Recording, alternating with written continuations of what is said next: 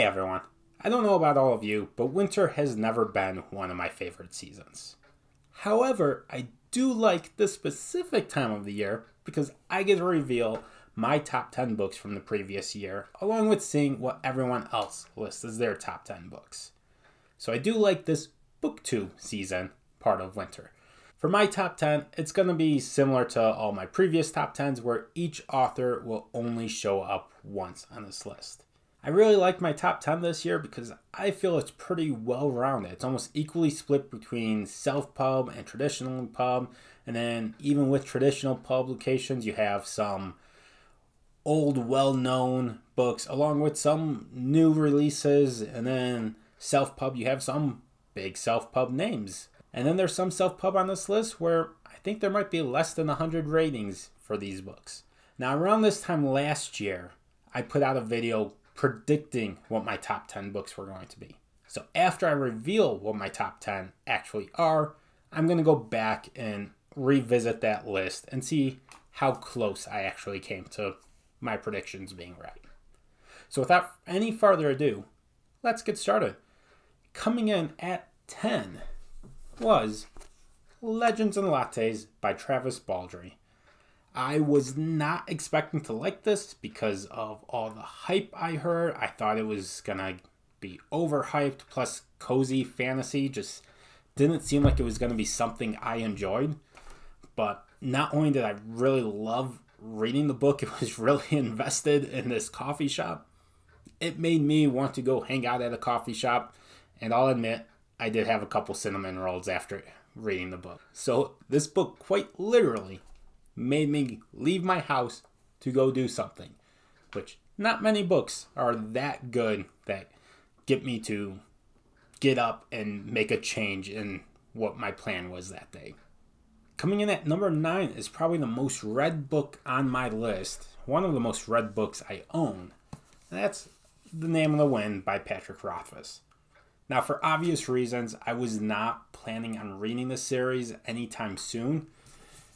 But sometime in, I think it was February, I was looking at my bookshelf and saw it sitting there, and it was the only book I wanted to read. When the mood hits that hard, you can't fight it. And fortunately, I did really enjoy reading it. The prose are just as good as everyone builds them up to be, and I like the main character. I know not everyone likes Kvothe, and that tends to decide whether or not you like the book. And since I liked him, I really enjoyed the book as well. And even though the series isn't finished, I'm still glad I read it, because I liked the second book just as much as the first one. So I really could have put either of those books in this spot. At number 8 is going to be another staple of the fantasy genre, and that's Ship of Destiny by Robin Hobb. This is the third book in the Live Ship Traders. I could have put Royal Assassin in here, because I rated them out the same. But Royal Assassin, I actually started in December 2021 and finished in January 2022. So since this book was completely read in 2022, I decided to go with Ship of Destiny. Just like the Farseer trilogy, Hobb writes fantastic characters and some really hateable characters. It's amazing how she can take characters that aren't even necessarily evil characters. They're just that hateable. So her character work is second to none. And this is coming from someone who typically doesn't like character-driven books, but I have loved all of the Robin Hobb books that I've read. At number 7 is another very well-known fantasy book, and that's Battleground, book 17 of the Dresden Files. Now, I read the first 15 books in 2021, so only Peace Talks and Battleground were eligible for this list, and Peace Talks is definitely a setup book. I love a lot of action in my book, and Battleground is non-stop action. Pretty much every good guy and bad guy that you've seen up until this point in the Dresden Files is involved in this battle. The battle is literally a book's worth long. That's all this book is that battle. So being an action junkie, I loved it. It's nowhere near my top Dresden book overall, but still number 7 on my list for 2022. The book coming in at number 6 is going to be kicking off a string of some self-pub books that I really love this year, with this first one being Dragon Mage by M.L. Spencer. I absolutely love this physical copy of the book. I think this is probably the most beautiful book I have. That's why I took the dust jacket off, because I just absolutely love the naked hardcover. And thankfully, the inside of the book, for me, lives up to how good the outside is. It has that classic fantasy feel to it, but with a twist on everything. There was a few things where I kept expecting something to happen because that's how the trope works, and it just never happened. Or I was expecting something to not happen, and it did happen. So there's several times that she surprised me while reading this book and subverted my expectations. So really enjoyed it. I'm kind of shocked that this landed at 6 and wasn't higher on my list.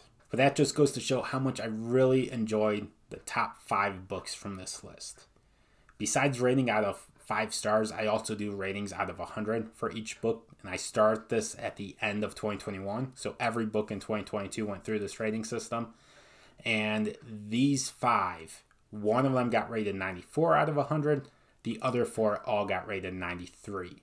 So during any given day, these could easily be in a different order. I mean, honestly, if you ask me an hour from now, it might be different than what I'm going to put on this video. But at this exact moment, this is how I feel a top 5 should be. Starting with, in 5th, Bones of the Past by Drew Hayes. This is a self-pub book. It's the second book of the Villains Code, which is a superhero-like world where you have superheroes and supervillains, and this focuses on the supervillains. It is very long, but I enjoyed every moment of reading it, so the length didn't bother me. The first book was pretty standard as far as superheroes versus supervillains. The second book, those lines kind of got blended quite a bit, and there were several times where superheroes and supervillains had to work together. There's also some interesting character elements and plot elements where the superheroes generally are known who they are. Like, they're not just known by their superhero name. People recognize them out on the streets. Supervillains, that's not always the case. So there are times where superheroes and supervillains are friends when they're in their street clothes, and then enemies when they suit up. And they don't necessarily know that. So that always makes it just a little bit more interesting, and I really enjoyed that element of the book. Now, the book that's coming in at number 4, I actually consider this to be my book of the year. It's one that I've gifted, I think, 5 or 6 times this year, and I recommend it to pretty much everyone because I can't think of a person or a type of reader that wouldn't enjoy this book. And that's going to be The Legend of Black Jack by A.R. Witham. Now, just an example, when I first thought of this list yesterday, I had this as my number 1. Other times I've had it 2, 3. Right now it's number 4 overall. I'm currently rereading it and still really enjoy it. A.R. Witham also does the audiobook, and it's fantastic. I can't believe how good of a audiobook narration it is for someone who's never narrated before. So, fantastic book, fantastic narration. It's YA portal fantasy is what it would be categorized as, but this is definitely one that adults can enjoy. So it's a good family read. So if you're going on a road trip, this is a book that I would recommend. At number 3 was one, in some ways it surprised me, in other ways it didn't, was Of Darkness and Light by Ryan Cahill. Now, Of Blood and Fire, I was fairly critical of. I thought it was too similar to Eragon, and I had said if he can deviate from that plot line that Eragon laid out and make the story his own, it would be fantastic. Because I liked the work he was doing, I liked his writing, and he delivered in Of Darkness and Light. I love the whole book, even with how thick it is. There's no moments where I felt the story lulled or slowed down at all. I think when you start the book, you start in the middle of a battle, which that's one way to really get me into a book, is to start with an action scene. So I enjoyed it. Really looking forward to the third book coming out. Not necessarily looking forward to it being 437,000 words, so somewhere between Words of Radiance and Oathbringer. But if it's as good as Of Darkness and Light, then I'm not going to mind the length of that one bit. Coming in at number 2 is actually the book that I rated 94 out of 100. So this is the book that I rated the highest this year. I'll get to why it's not number 1 when I get to that book. But for now, number 2, Age of Empire by Michael J. Sullivan.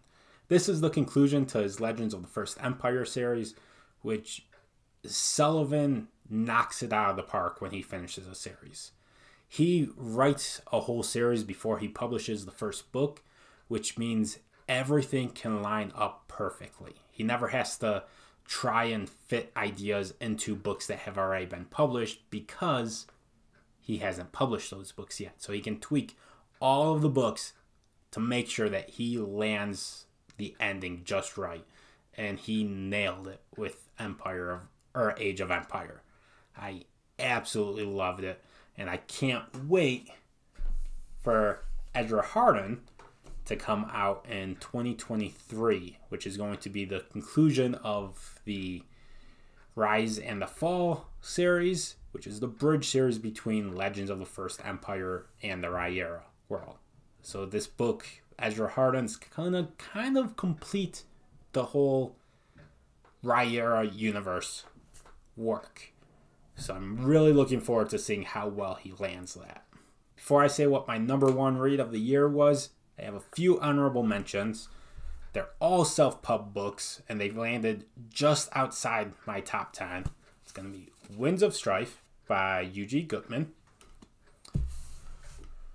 Wistful Ascending by J.C.M. Byrne, which this is a superhero space opera. I'm realizing I actually like superhero fantasy. If you asked me at the beginning of the year, I wouldn't have expected to like superhero fantasy, but between Wistful Ascending and The Villain's Code, I haven't found a superhero fantasy that I don't like yet. So it's a genre I guess I'm going to have to look into more of. And then my third honorable mention is The Iron Crown by L.L. McRae, which is the only one of these that I don't physically own yet, but I'm hoping to once I can find a way to get the book without shipping it across the ocean. All 3 of those books are fantastic self-pub books that I highly recommend you checking out. And now, without any further ado, the number 1 book from 2022 is Fallen. This is book 10 of the Alex Verus series. So I mentioned Age of Empire actually was rated higher. The reason I put Fallen is because if I had done a top 10 list where the same author or same series could show up multiple times, the Alex Verus series would have been 6 of my top 10 books. And if I had made a top 15 list, I think it would have been 9 of the top 15. So I absolutely love the series, and because of the overall quality of the series, I'm going to rate this one as my top book, because I did like this series a lot more than I liked Legends of the First Empire, which is saying something because Michael J. Sullivan is one of my favorite authors. But the reason I picked Fallen over all of the other Alex Verus books, because I read all 12 during 2022, is that in this book, Verus's personality changes. Throughout the series, I don't want to say he's Mr. Nice Guy, but he's trying to stay out of politics. He doesn't want anything to do with it. This book, he decides, you know what? I'm going to do it on my own. You guys won't leave me alone. You won't help me. I'm going to kick things up a notch and I'm going to take control. And that's what he does in this book. And I loved it. Now that I revealed my top 10 books from 2022, let's go back and look to see how well I predicted my top 10 books. My predictions had Time of Courage coming in at number 10. Not only did I not read Time of Courage, I didn't read anything from the Of Blood and Bone series. I finished Faithful and the Fallen in 2021 and had planned to pick up Of Blood and Bone, but at no point during the year did the mood strike where I actually wanted to pick it up. So it's been sitting on my shelf untouched for over a year now. My prediction for number 9 was Kings of the Wild. This ended up being possibly my biggest disappointment of the year. Obviously, I had high hopes. I thought it was going to be in the top 10, but the humor and the references did not land with me at all, and the amount of plot armor in the story was ridiculous. And I think if you even ask the people that love the story, that they will say that if it wasn't for the humor and the references working for them, it wouldn't be that good.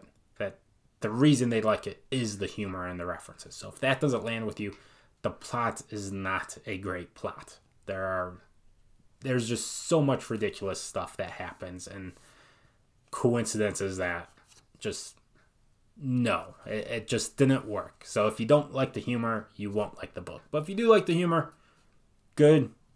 Glad everyone likes it as much as they do.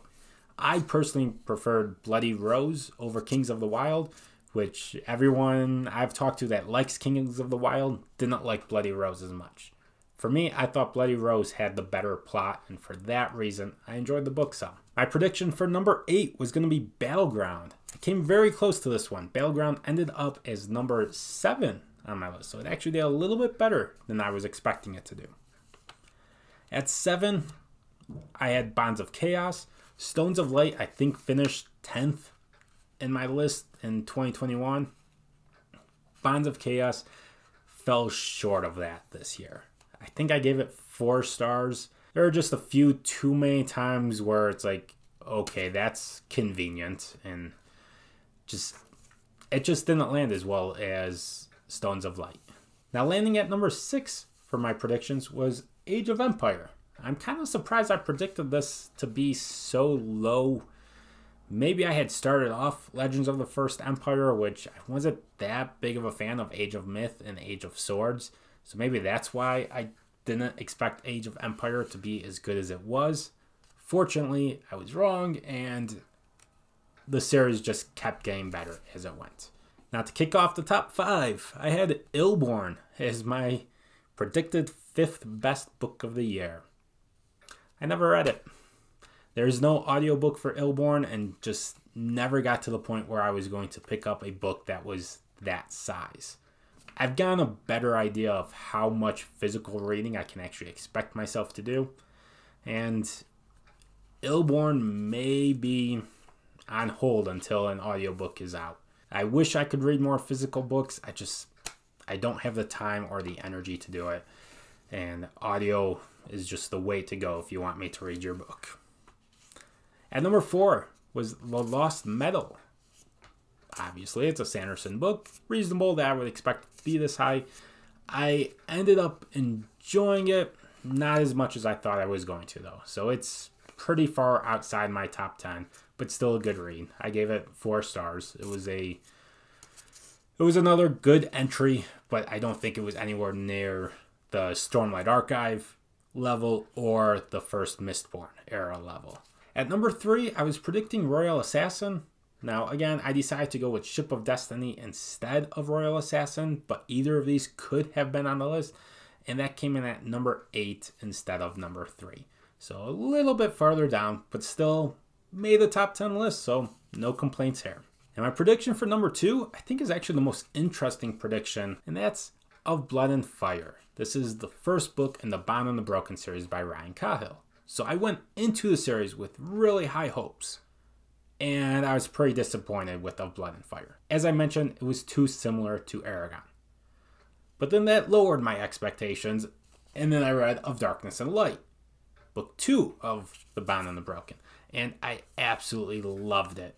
And it obviously made it to number 3 on my top 10 list. So although Of Blood and Fire didn't live up to expectations, Of Darkness and Light far exceeded expectations and almost equaled out to what I was expecting to begin with. And now finally, the book that I predicted to be my number 1 read overall was Name of the Wind, which ended up finishing number 9. So still really much enjoyed it. Wasn't quite as high up as I was hoping it would be, but I think it was number 1 on my list more because of how well known the book was and not really any expectations I had. Just I know it was really well loved and thought if I fall into that group, there is a good chance it'd be the number 1 list. I'm not at all upset about it being number 9. That just means the 8 books ahead of it were that good that a book that's as well loved as Name of the Wind is beaten out by this many books, with more than half of them being self-pub. So that's a fantastic year of reading for me. Let me know in the comments what you think of this top 10 list, and if you want, tell me what your favorite read was this year. And until next time, bye.